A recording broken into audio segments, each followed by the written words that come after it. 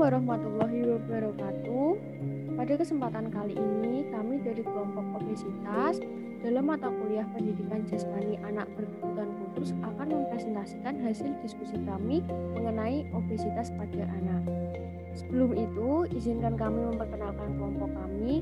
Yang pertama, Rizky Mangku Indraloka. Yang kedua, Gilar Khairul Alfan. Dan yang terakhir, saya sendiri, Anggun Yulia Rostati. Yang pertama, latar belakang. Kegemukan dan obesitas terutama disebabkan oleh faktor lingkungan. Pengaruh faktor lingkungan terutama berkaitan dengan perubahan gaya hidup mengarah pada sedentary lifestyle. Obesitas dan kelebihan berat badan dapat dicegah dengan membentuk lingkungan dan komunitas yang mendukung dengan membuat pilihan makanan yang lebih sehat dan melakukan aktivitas fisik yang teratur. Oke, terima kasih. Selanjutnya yaitu rumusan masalah dan tujuan. Rumusan masalah. Yang pertama yaitu apa itu pengertian obesitas. Yang kedua, apa saja gejala atau ciri-ciri anak yang menderita obesitas. Yang ketiga yaitu bagaimana cara pemulihan dan pencegahan anak yang menderita obesitas. Kemudian tujuannya yaitu 1. Untuk mengetahui apa itu obesitas. 2. Untuk mengetahui gejala atau ciri-ciri anak menderita obesitas. Ketiga, untuk mengetahui cara pemulihan dan pencegahan anak yang menderita obesitas. Next.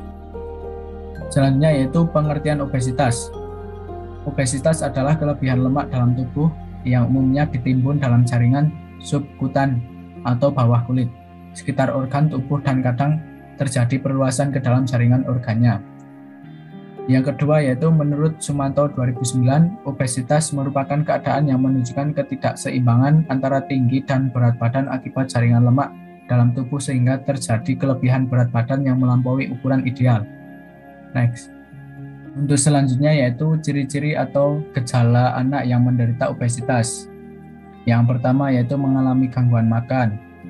Yang kedua yaitu adanya stretch pada pinggul dan punggung. Yang ketiga, akanthosis nigricans atau kulit bertekstur beludru gelap di sekitar leher dan area lainnya. Yang keempat yaitu nafas pendek setelah melakukan aktivitas fisik. Yang kelima yaitu kadar kolesterol tinggi. Yang keenam, stroke akibat kadar kolesterol tinggi. Dan yang ketujuh adalah asma. Selanjutnya akan dibacakan oleh teman saya yaitu Rizky Mangku. Cara pencegahan bagi anak yang menderita obesitas. Yang pertama, pola makan yang benar, yaitu pemberian diet seimbang sesuai requirement daily allowance atau RDI, merupakan prinsip pengaturan diet pada anak gemuk karena anak masih bertumbuh dan berkembang dengan metode food rules. Yang kedua, pola aktivitas fisik yang benar. Pola aktivitas yang benar pada anak dan remaja obesitas dilakukan dengan melakukan latihan dan meningkatkan aktivitas harian karena aktivitas fisik berpengaruh terhadap penggunaan energi. Yang ketiga, modifikasi perilaku, yaitu tata laksana diet dan latihan fisik merupakan komponen yang efektif untuk pengobatan, serta menjadi perhatian paling besar bagi ahli fisiologi untuk memperoleh perubahan makan dan aktivitas perilakunya. 75. Oleh karena prioritas utama adalah perubahan perilaku, maka perlu menghadirkan peran orang tua sebagai komponen intervensi.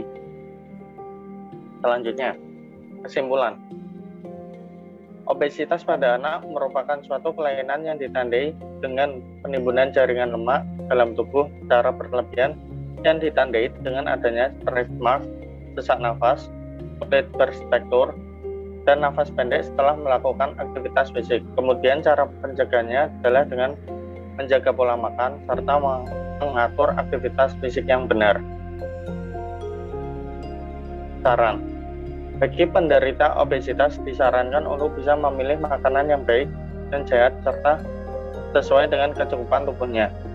Pengurangan kalori dan meningkatkan olahraga untuk aktivitas fisik merupakan cara alami yang murah, meskipun tidak mudah untuk mempertahankan dalam jangka waktu lama. Yang kedua, bila perubahan cara hidup atau perilaku kurang maksimal untuk menurunkan berat badan, perlu diberikan obat-obat yang aman dan efektif, serta dengan pendamping ahli khusus untuk obesitas. Saya kembalikan ke moderator.